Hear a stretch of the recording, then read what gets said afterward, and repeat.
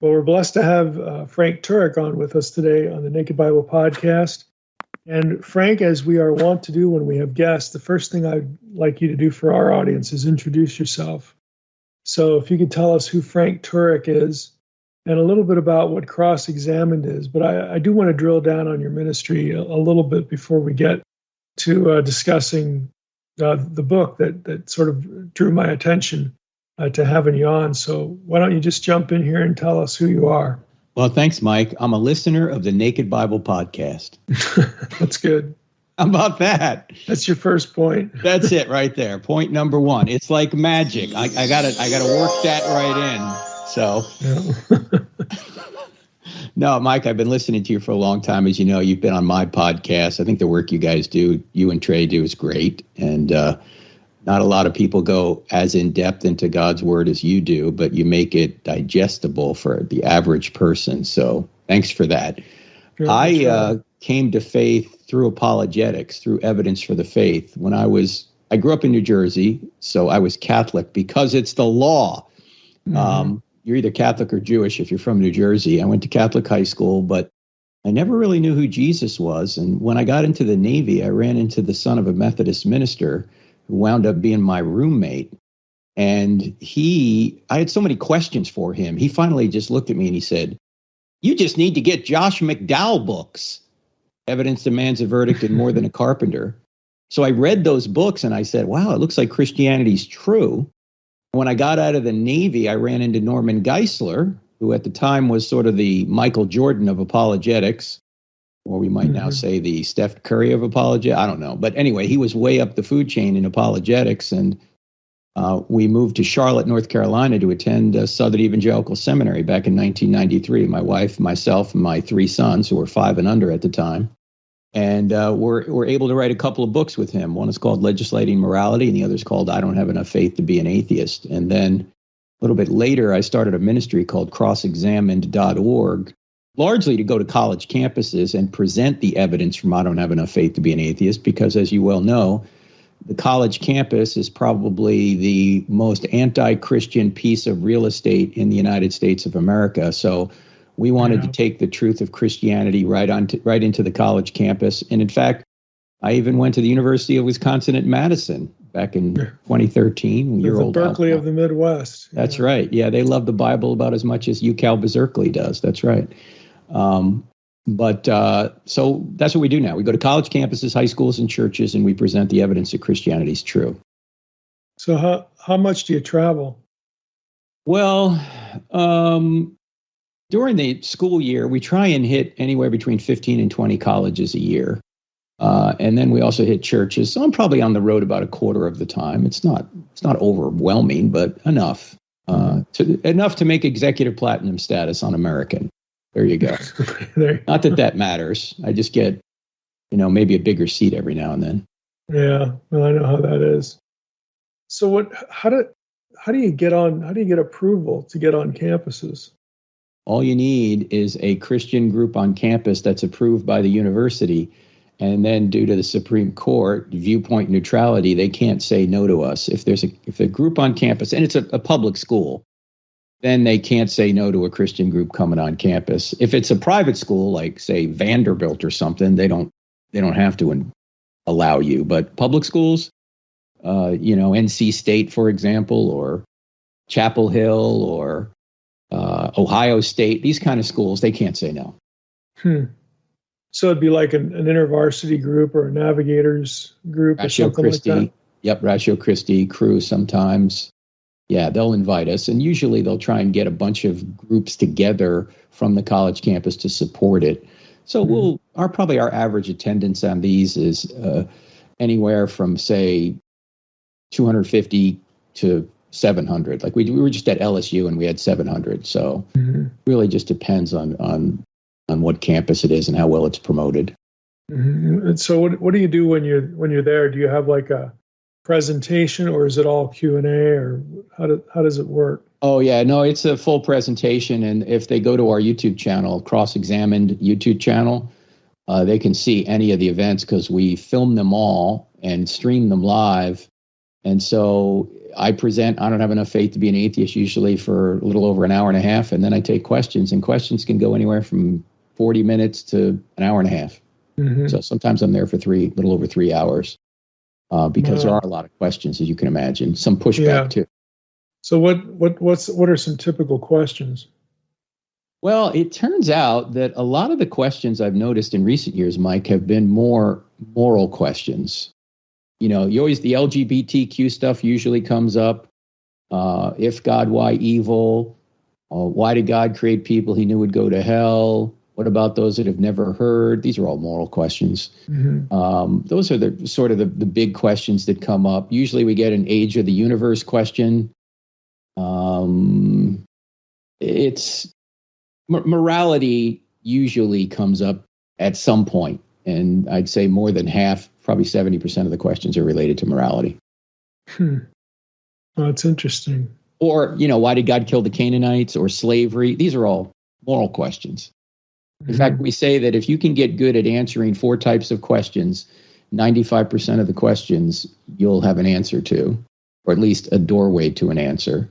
They all begin with the letter E. You're going to get questions on ethics, like LGBTQ and why did God kill the Canaanites and slavery. You're going to get questions on evolution. You're going to get questions on eternity, and you're going to get questions on evil. Those 4 categories. That's where you get questions. What do you think? Do you think most? Let's restrict it to Christians here. Mm-hmm. But do you think most Christians that would be in attendance to these kinds of events, they already know that there's no necessary conflict between science and Scripture? How many know that, as opposed to this would be a real stumbling block still for some of them? I would say it's a stumbling block for many of them. They think there is a conflict between science and Scripture when in reality there isn't, and yet they think there is. In fact, one of the points I try and make during the event, and it comes from my second book on this topic called Stealing from God, Why Atheists Need God to Make Their Case. I talk about science, and I say the title of our chapter in that book on science is Science Doesn't Say Anything, Scientists Do. And we say that because all data needs to be gathered and all data needs to be interpreted, and science doesn't do that. Scientists do that. And quite frequently, it's their philosophical worldview, their philosophical presupposition that will cause them to interpret the data in such a way that only a natural cause could be responsible for all the life forms we see in nature. Mm-hmm. There can't be an intelligence out there because philosophically they've already ruled that out. So it's not so much the evidence that's the issue, it's the presuppositions, the philosophical presuppositions that cause some scientists to interpret the data in an atheistic way. So how many, let's see, you try to do 15 to 20 of these a year. When you're not on the road, what are you doing? Oh, well, we do a podcast called I Don't Have Enough Faith to Be an Atheist. We do a TV show also creatively titled I Don't Have Enough Faith to Be an Atheist. We have a theme going here. And that's on the NRB network, National Religious Broadcast Network, once a week. And we do a lot on social media. Not me personally, because I'm a knucklehead on that stuff. I don't know how to do it, but we have a whole team that does that. And they get the word out very well, I think, on social media. So that keeps us busy, doing a podcast and a TV show every week, and also traveling and doing churches, high schools, and colleges. Mm-hmm. Do most of the churches that invite you in I'll tell you why I asked this. I once asked Hugh Ross if he got if his appearances drew a lot of protests, and he said the only place he's ever been picketed was at a church. So I'm wondering, have you had that experience? Or I've had that experience on college campuses. Normally, the LGBT community, TQ community, will, if anyone's going to protest, it'll be them, which is good because the more protests, the more attention you get, and the more people show up. So it actually is counterproductive. In fact, one place we were at, they were protesting, and they had to bring extra chairs in because the protests drew enough attention that people wanted to see what was going on.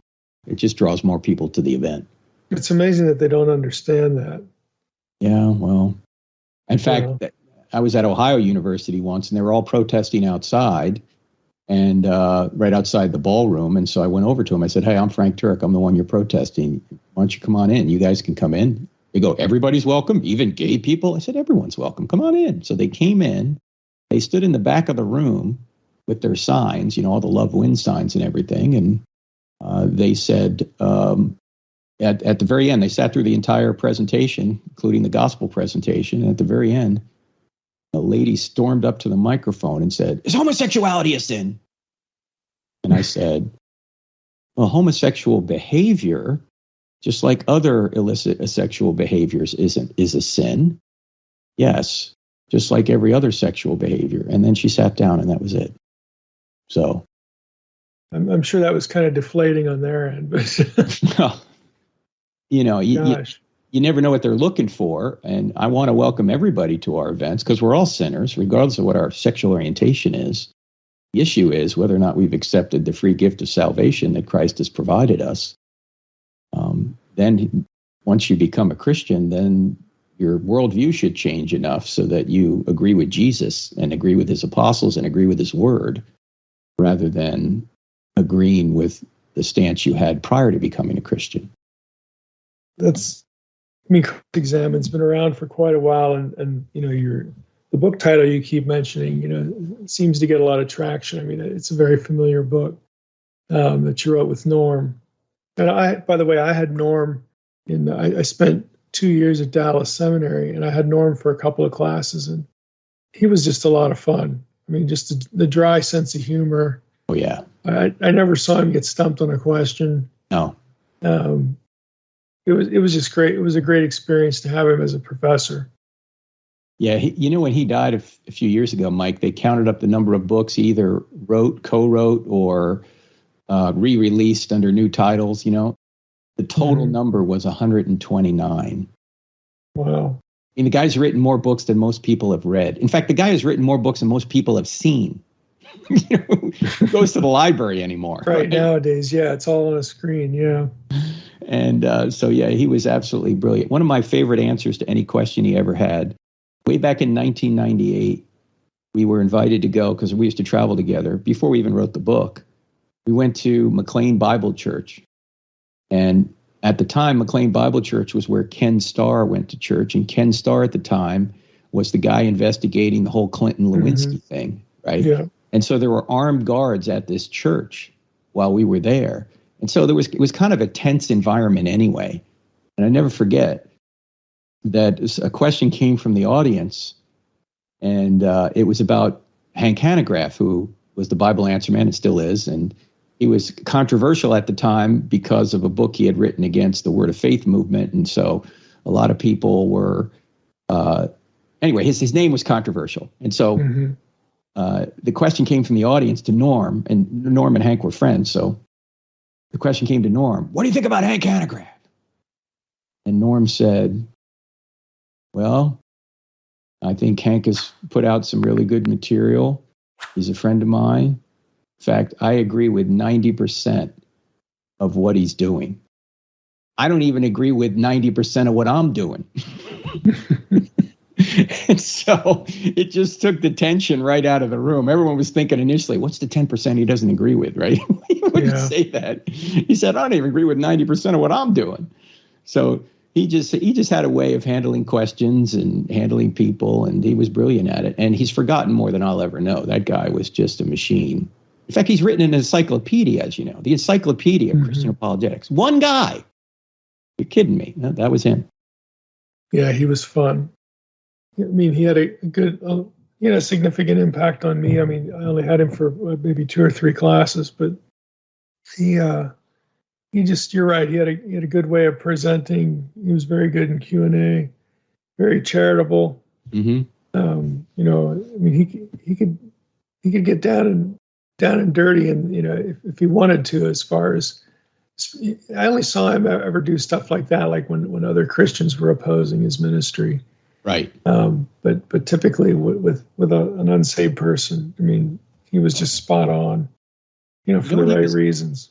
You know what he was really good at more than anything else? He was better at explaining his opponent's position than they were. Right. Mm-hmm. He would explain all these philosophers who had gone wrong somewhere, but he would explain their position better than they could, and then he would tell you why it was wrong. He was amazing at that. He would steel man positions rather than straw man them, right? He would make them even sound even better than they were, and then he would still knock them over. Yeah, no, I know what you mean. Well, I want to shift gears a little bit and talk about a specific book. Now, this is a new book that you have out with your son. Mm-hmm. Why don't you? I'll give people the title here, and people are going to know right away why this drew my attention, because I like pop culture, and that is the book's called Hollywood Heroes: How Your Favorite Movies Reveal God, and it's by you and your son Zach. So, can we just jump into that a little bit and talk about, what sort of gave birth to this? Why did you write Hollywood Heroes at this point? I mean, tell us about the timing and what led to it. About 5 years ago, my son, who's now 34 years old, was in the Air Force. He still is. He's an Air Force officer. And he has been a movie buff his entire life. He's also a graduate of Southern Evangelical Seminary. As he's in the Air Force, he's been taking online classes. So he's got a theology degree or philosophy degree himself. In any event, he's a movie buff. And about 5 years ago, we were talking about this, and we noticed there are so many parallels between the movies, the blockbuster movies that Hollywood puts out, mostly these superhero genre movies, like Captain America, Iron Man, Star Wars, Batman, those kind of movies, and The Greatest Story Ever Told, that we all want to be taken from this world of pain and suffering to a place of bliss. That's what these superheroes do. That's what obviously Jesus will ultimately do. He will come sacrifice himself to save us. He has done that. And by trusting in him, ultimately we will be taken from this world of pain and suffering to a place where there are no tears, there is no pain, there is no suffering. And so we've noticed that there were so many parallels, and there were so many parallels as well, Mike, as you know, between the characters in these movies, the heroes, and the ultimate hero, Jesus of Nazareth. So we cover Captain America, Iron Man, Harry Potter. We can talk about that. I know some Christians are concerned about that. Lord of the Rings, Star Wars, Batman, Wonder Woman, and those are the 7 chapters which ultimately lead to the 8th chapter, the ultimate hero, Jesus of Nazareth. And the point is that while there are a couple of Christian series out there like Lord of the Rings and even, ironically, Harry Potter, the other ones weren't necessarily written by Christians. But, Mike, even the non-Christian world can't help putting themes in their movies that are congruent, even partially copied from The Greatest Story Ever Told, because they know what's inspiring is sacrifice, love, and rescue. It's not inspiring to say, follow your heart, live for yourself. It is inspiring to say, I'm going to lay down my life to save you. That's inspiring. And that's why so many of these movies go in that direction, even though they're not Christians. They're not written by Christians. Yeah. There's those other themes lack transcendence. They lack transcendent meaning. It's very obvious. For somebody who's not even for somebody who's put some thought into it, but just for somebody who wants something better. Yep.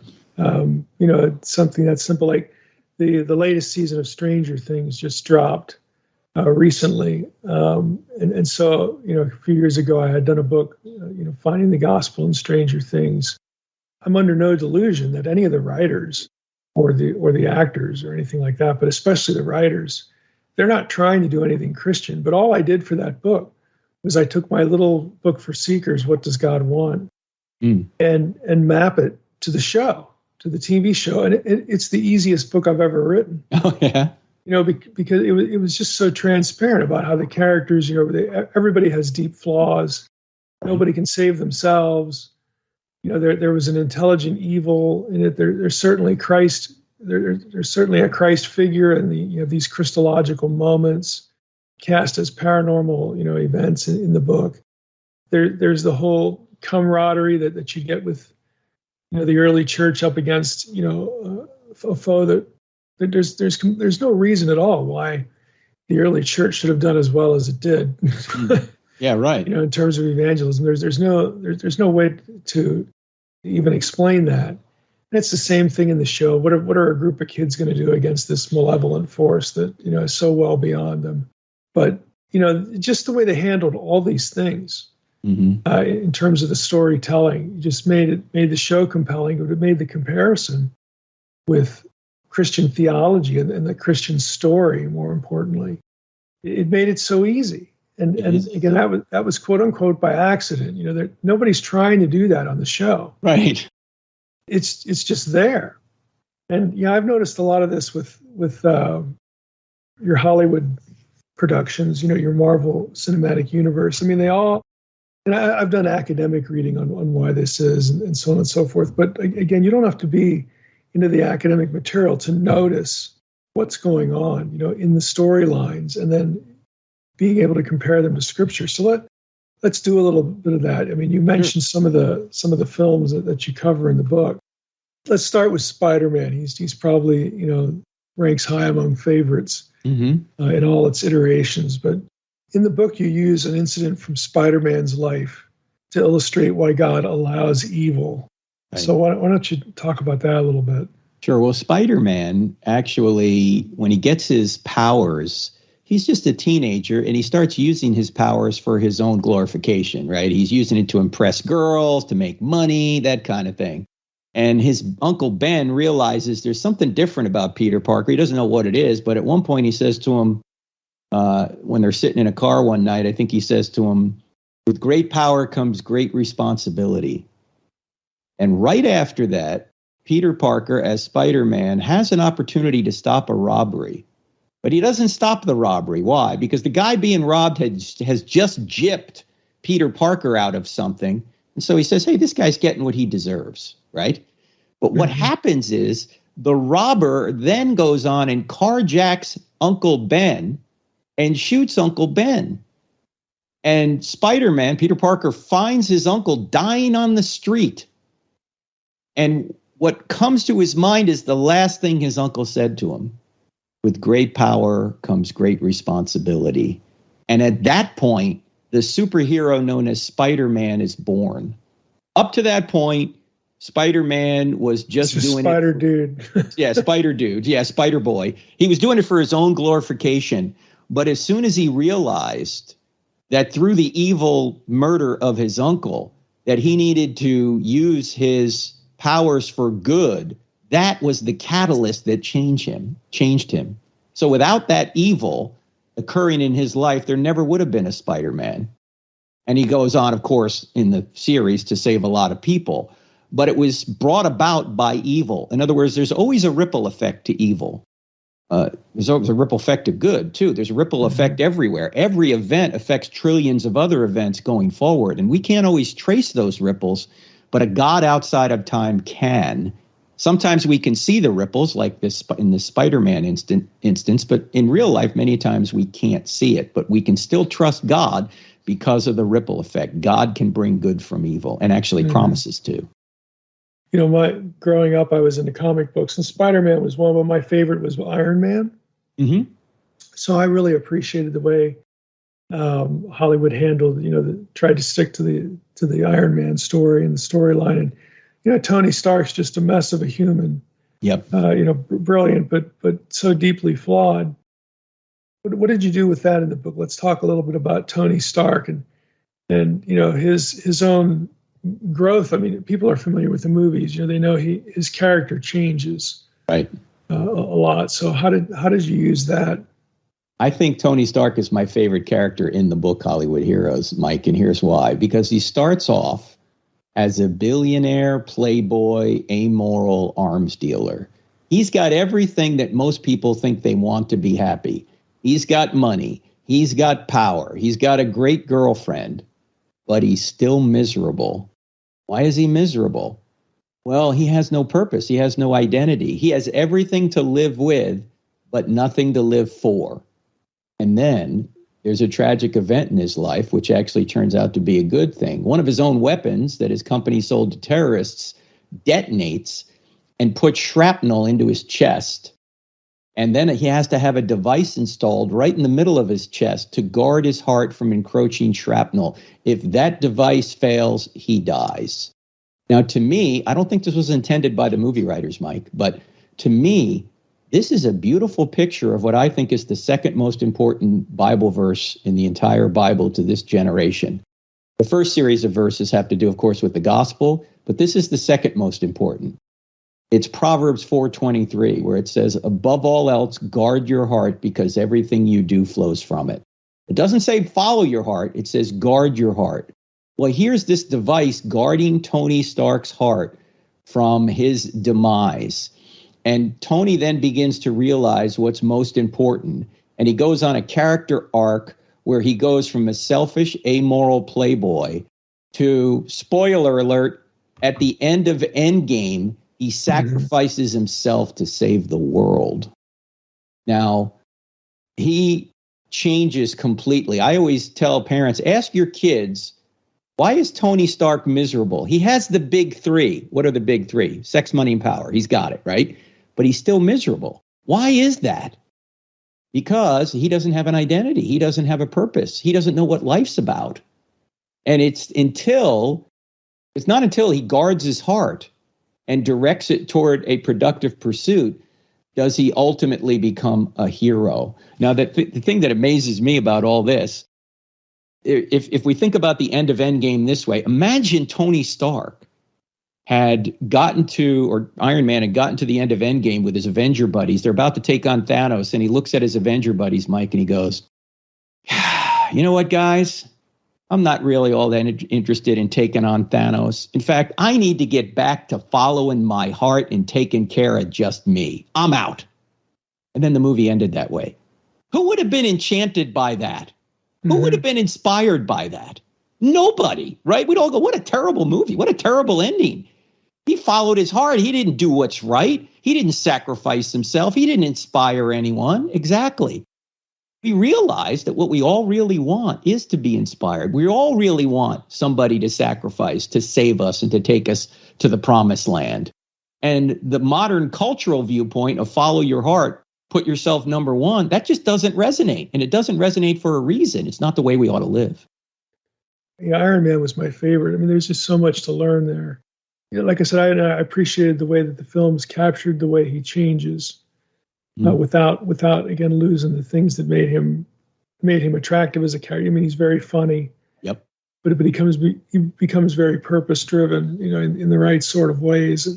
And it was interesting how the film was honest with his disenchantment with his own life. Because they could certainly make lots of films where that's not the case at all, and there are no heroes, and it's just all this darkness, you know. But they didn't do that, so you know, I think I was happy with you know, the way they did, you know, Iron Man and Tony Stark in the series of films there.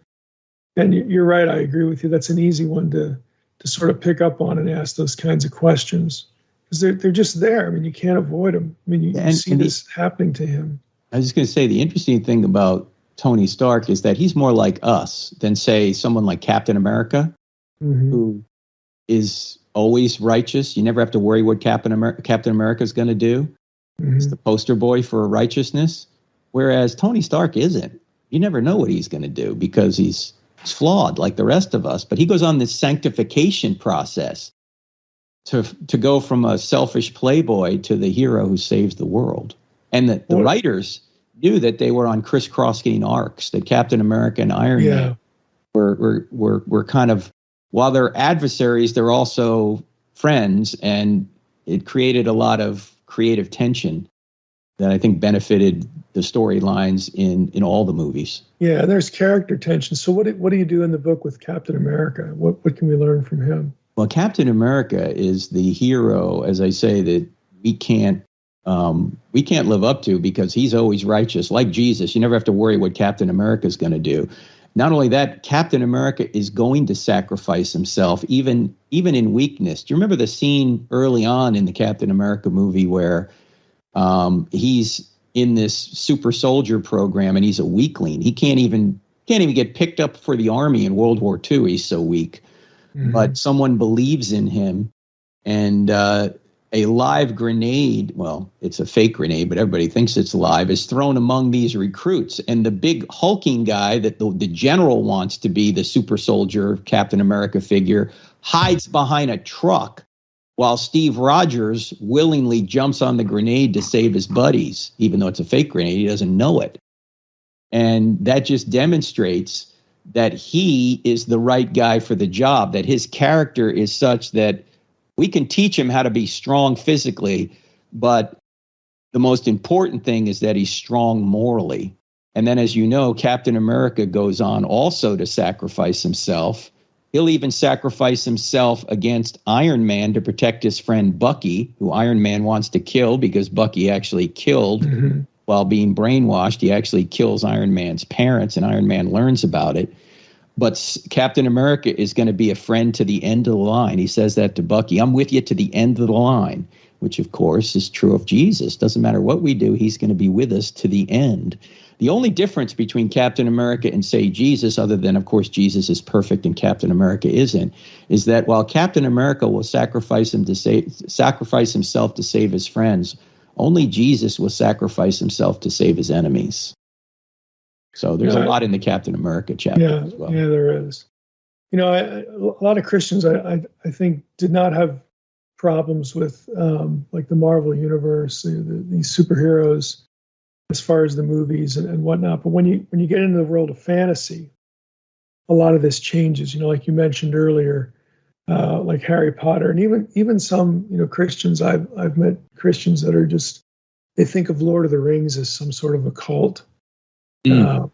Fantasy sort of trip, right? So let's talk a little bit about both of those in the fantasy realm. Let's start jumping with Harry Potter.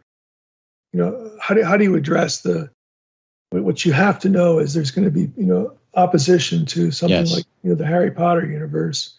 Yes. How do you address that in the book? Well, the first thing we say is, we agree with whatever parents think is right for their kids. We think parents have the right to obviously dictate what their younger children should be watching and not watching. So we're not going to disagree with what parents say about that. The only thing we're saying in the book is that we've noticed there's a couple things. There's a bit of a double standard, because I've noticed that Christians, while they have trouble with the magic in Harry Potter, they seem to have no trouble with the magic in Chronicles of Narnia. Or the magic, as you mentioned, some do, but most don't, in Lord of the Rings. I mean, after all, Gandalf is a wizard, right? Mm-hmm. This is what Harry Potter is. Okay, so how is Lord of the Rings okay, but Harry Potter isn't? Secondly, the kind of magic in Harry Potter is not the kind of magic that the Bible talks about. I mean, the Bible's not talking about getting on broomsticks and playing a modified soccer game in the air. This is not real stuff. This is stuff invented out of J.K. Rowling's mind. So it's not divination or the occult per se, although there is one element of that in the last movie, I believe, but it doesn't seem to go anywhere. In other words, this appears to be more invented kind of magic, not the kind of magic from the Old Testament, although I'd love your perspective on this, Mike, because you're the Old Testament scholar. And then let me get your perspective on that if I could, and then I'll talk about the parallels between Harry Potter and Jesus. They're pretty remarkable. What is your view on that? Well, I think that there are a few things that the Old Testament is clearly condemning of. One would be contacting the dead. Right. Then you have divination is typically wrapped up with doing things to produce altered states to contact the spirit world. So, I mean, those are two major themes, and I would never encourage Christians to get into that, right? Either of those things. But you're going to have stories that have these things as elements, and so the question becomes, how is this portrayed? Is this portrayed as a good thing? Is it a neutral thing? In other words, does it just sort of happen, or is it something pursued? Is it something that out of which comes disastrous results? I mean, it really depends on how it's handled from a storytelling perspective, and that's how you can discern what it's supposed to teach. And so I think the Harry Potter realm, for the most part, it plays both sides of that. But at the end of the day, Harry Potter still has some pretty clear lines of good and evil. Right. So you can appreciate it for that, and it doesn't, it's not out there encouraging its audience, to participate in these things, even though lots of kids, wanted to be wizards when they saw the movie, and they dress up like the wizards and so on and so forth. But at the end of the day, they and parents know that this is a pretend sort of thing. It's a fantasy, right? As opposed to encouraging, real practice of the occult, and things like that. So I think all of those are things that we need to be aware of, and in the Old Testament, God did provide a means to contact the spiritual world, and through the high priest, the Urim and the Thummim, and it's very easy to talk about that and segue over to how Jesus is the better high priest and the new high priest and the only one that's needed now. There's no need to pursue these things. We have answers through Scripture and through what Jesus taught us and so on and so forth. So I don't think it's that difficult to navigate both sides of it. Something like Narnia and even Lord of the Rings, where you have essentially Christ characters that are the primary forces behind this. They don't exercise their power indiscriminately. They don't just exercise it for the sake of showing off, or I can do this, so let's do that. Right. They don't do that. They're very clear that it comes with a cost. They're very clear that they have to be circumspect about it. They're clear about their own weaknesses. These are important spiritual things to reinforce the idea that this is not ultimate power. Ultimate power is something beyond these characters, and then get into a discussion that way. So just quick and dirty. That's how I sort of parse, what's going on with these kinds of films. Do they leave you with a clear line between good and evil? Right. Can you talk about that line? Do you detect it? Why does the line exist? What do we learn from that? I think those are just fundamental things to be part of the discussion when we're talking about movies and books and things like that. I think Harry Potter has clear lines of distinctions between good and evil. In fact, it really is a morality play. In fact, Mike, we point this out in the chapter on Harry Potter and Hollywood heroes. We say arguably the character in modern fiction that has more in common with Jesus is Harry Potter. And people go, what? Let me just give 4 quick parallels between Harry Potter and Jesus. The first is that Harry Potter is prophesied to be the savior of his world before he's born, and an evil figure tries to kill him as an infant. That sounds familiar, doesn't it? Mm-hmm. Secondly, he has to live a moral life in order to be this savior. Third, he sacrifices himself to defeat the evil Satan figure, Voldemort. And then fourth, he rises from the dead, and his followers need to put their faith in him in order to finally defeat Voldemort. Now, you go, well, that's the Christian story. Exactly. And J.K. Rowling said that the entire series can be epitomized by 2 Bible verses which appear in the movies and the books. The first is the last enemy to be destroyed is death from 1 Corinthians 15. And the second is where your treasure is, your heart will be there also from Jesus' Sermon on the Mount. But Rowling said, I never wanted to talk too much about this because I didn't want readers to be tipped off as to where we were going. So she's basically written a book based on the biblical storyline of Jesus. And she put the magic in, not because she thinks this stuff is true, but she says this kind of magic enchants children to the extent that they have some power to do something, whereas normally children don't have any power. But notice, Harry is the one, as you pointed out, Mike, that always uses his power for good. He never uses it to show off. He never uses it really for his own benefit. He's using it to save his people. And that's what Jesus and the apostles do. They have the power to do miracles, but ironically, or at least say, ironically is not the right word, interestingly, they never use the power to in any way advance their own personal agenda, right? It's always designed to move the kingdom forward, to build the kingdom, not to build their own kingdom. Yeah, there's some real clear connections there. It's the same thing with Stranger Things, with Eleven as the Christ figure. You have the self-sacrificial element. You've got the bleeding. Every time she uses her power, there's blood. So there's this mental connection made with the audience. Any number of things. I mean, but the most overt reference you get is when Hopper leaves food for Eleven. He knows that she's still alive out in the woods. The box that he puts it in looks like a Catholic. The dispensaries where they keep the communion wafers. Right. So there's an overt nod there, but other than that, you more or less have to be familiar with the gospel story to catch a lot of what's being laid down. And I just think they can't help it. They can't help it. Yeah. Good storytelling will map over to good storytelling. That's right. The gospel's the best story. And it's designed that way. We're given truth as story in story form.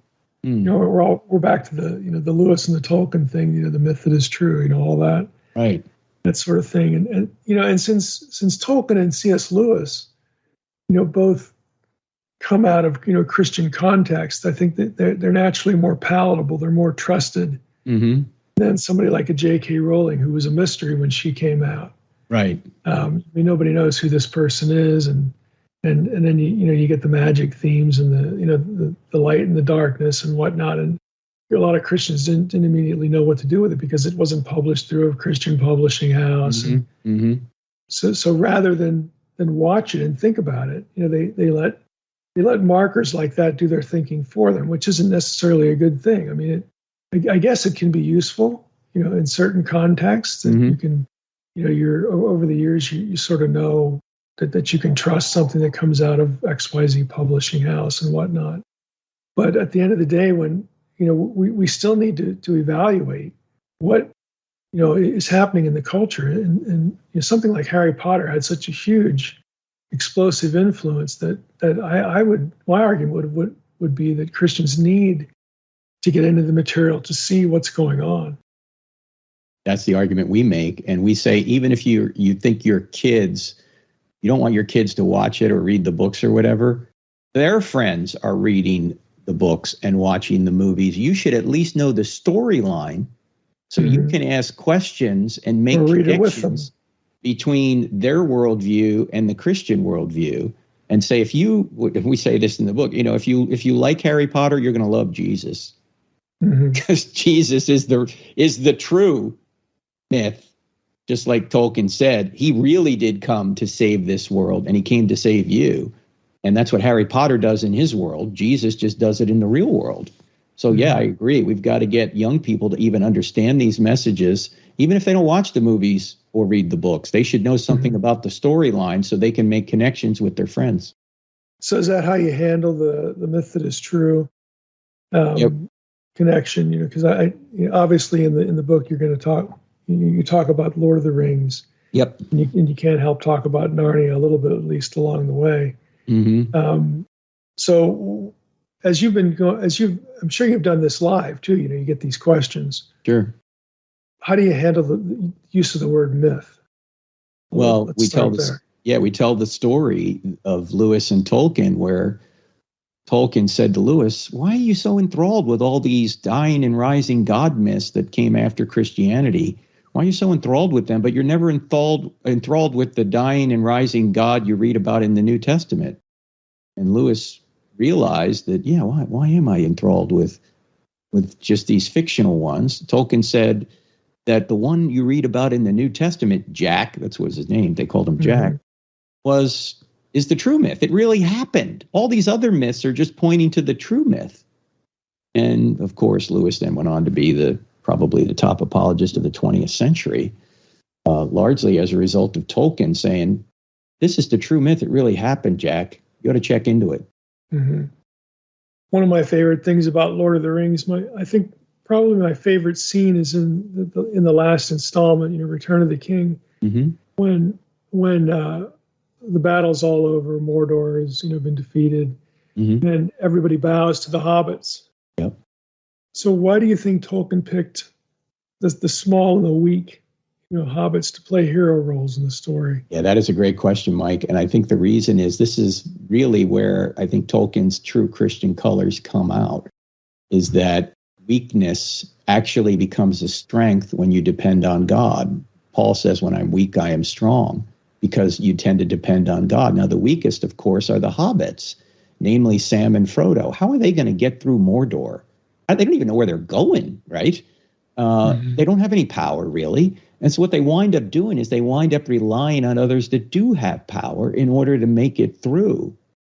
And that's the only way they succeed. They have to be humble enough to say, I can't do this. I need help.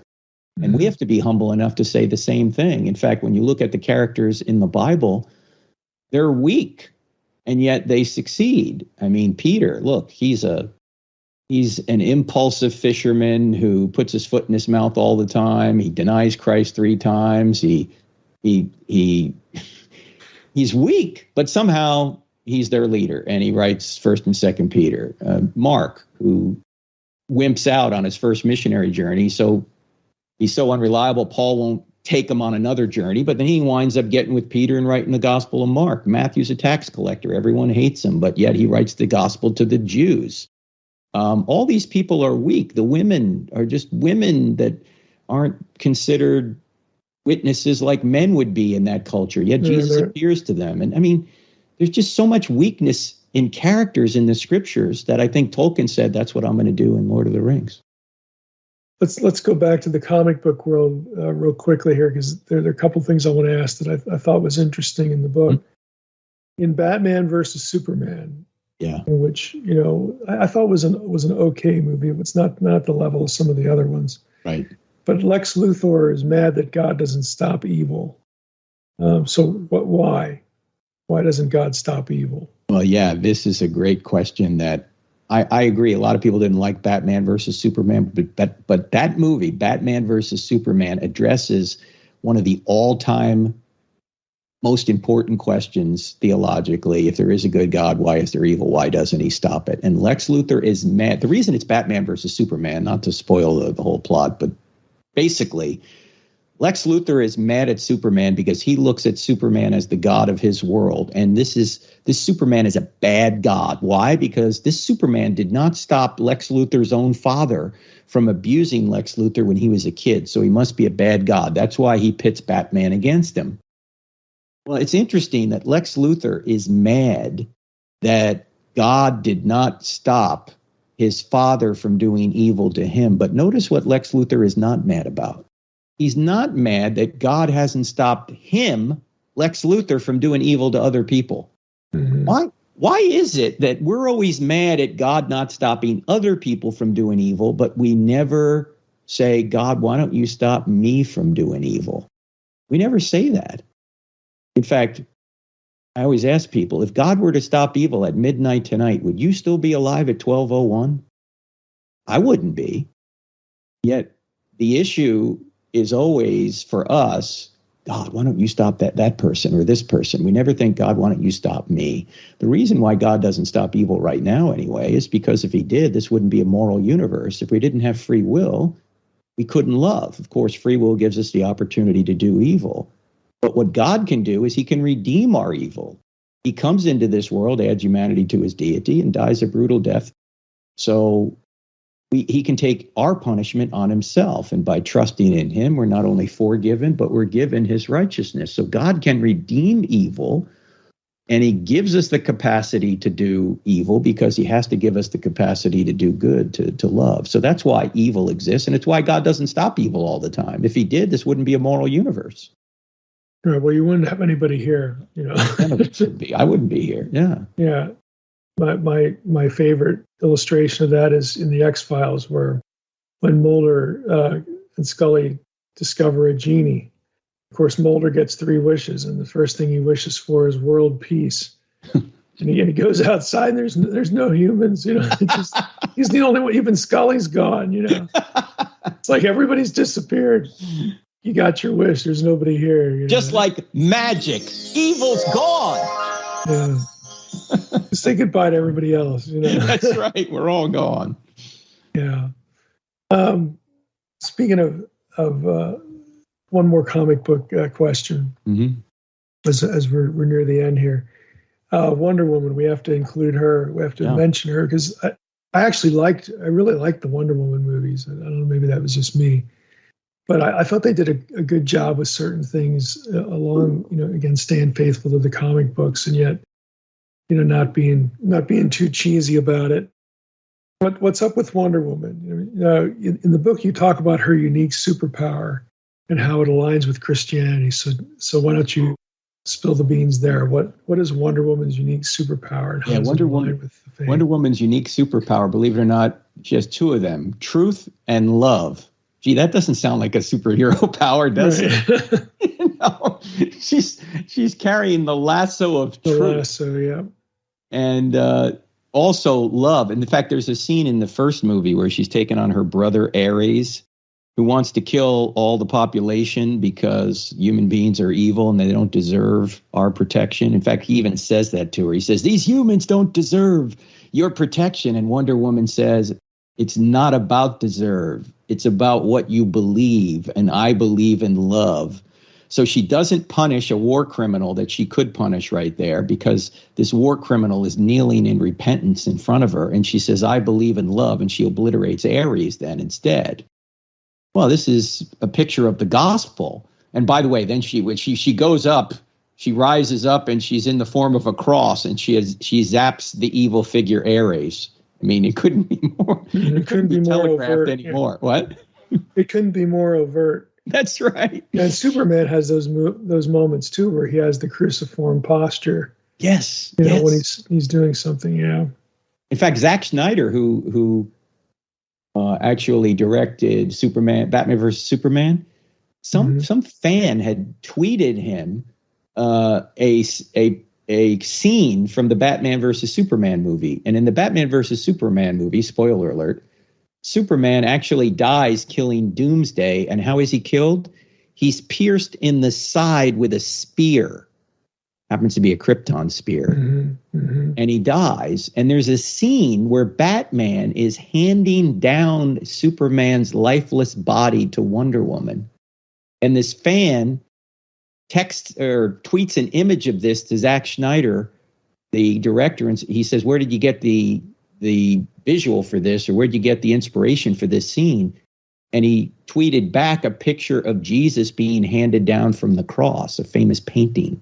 And if you look at that movie, Batman versus Superman, there are crosses everywhere in many of the battle scenes. So Zack Snyder is an exception. He's overtly saying, yeah, this was a Christian reference. You don't always see that. But back to Wonder Woman. Wonder Woman overpowers people with truth and love.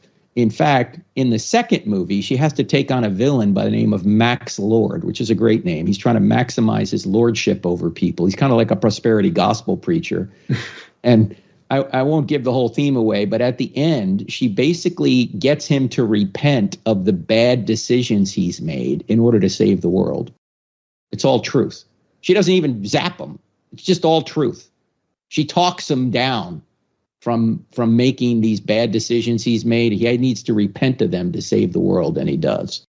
So she uses truth and love to win, unlike many of the other superheroes who are just using brute force. Yeah. These are some of the more overt references. I mean, again, some of them are cryptic, but some of them are just right out there. I mean, you got to really try hard to miss them. That's right.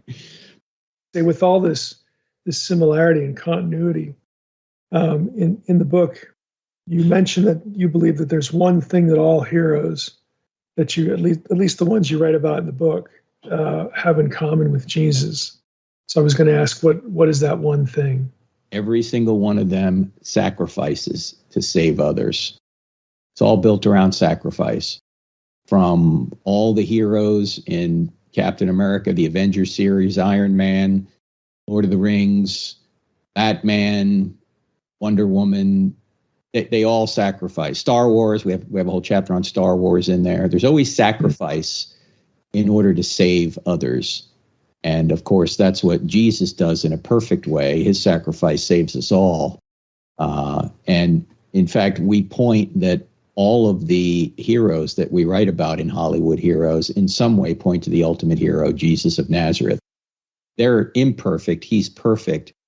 And one of the things we talk about in the last chapter, Mike, is that there's something about Jesus that can't be created in any other nonfiction character or fiction character.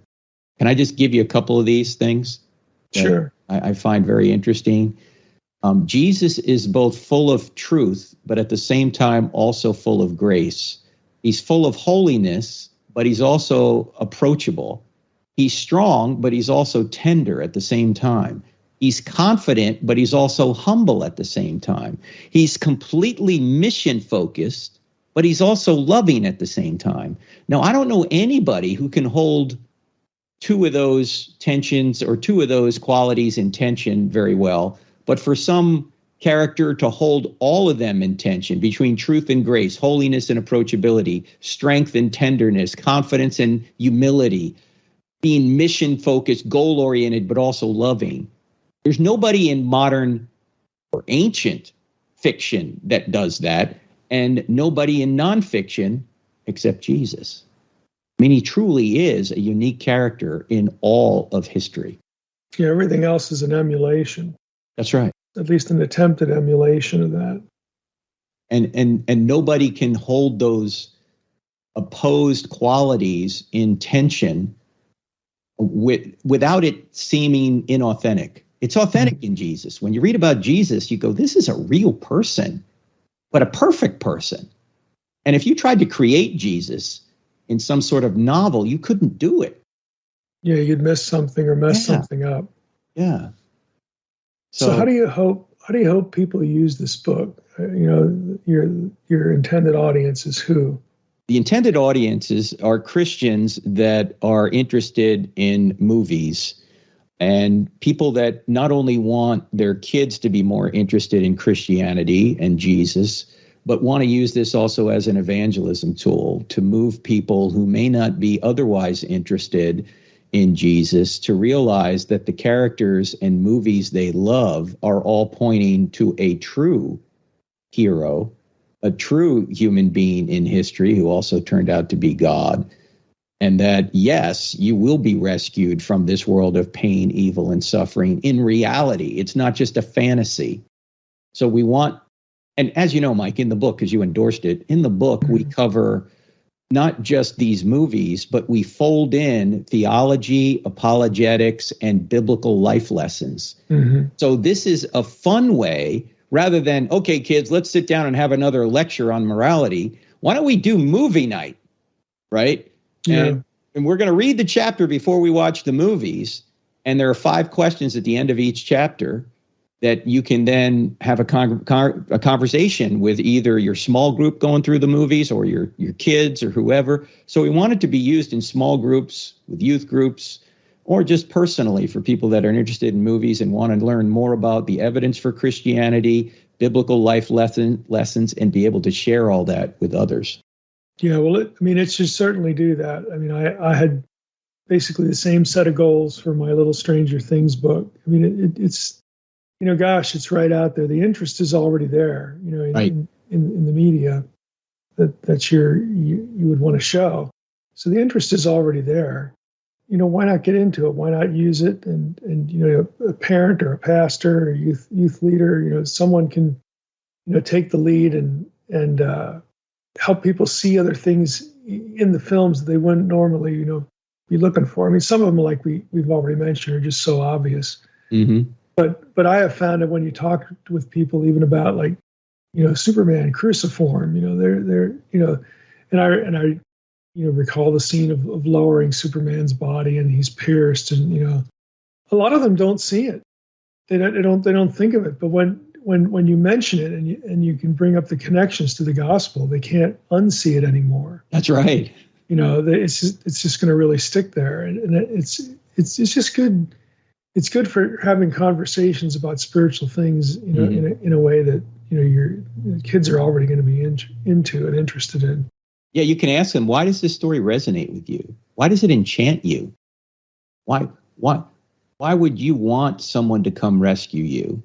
See what they say. Well, this is really true. This has happened in history, and it's going to happen in the future as well.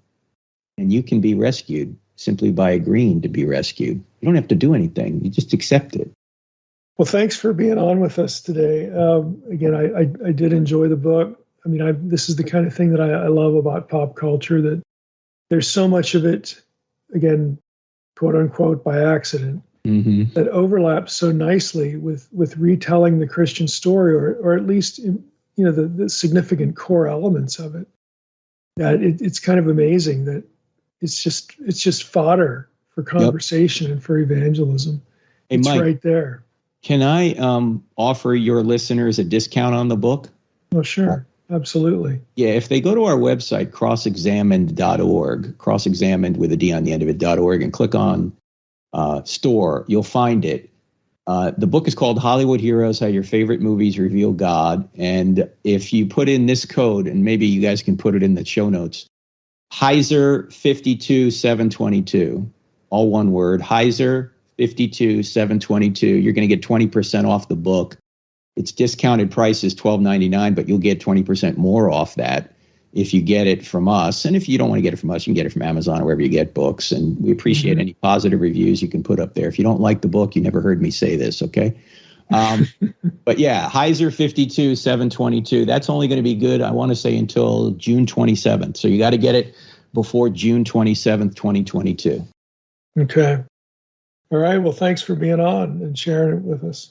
God bless you, Mike. We're praying for you. I know your listeners are praying too. So keep that up, friends. If you're listening to my voice, keep praying for Mike. Yep, thank you.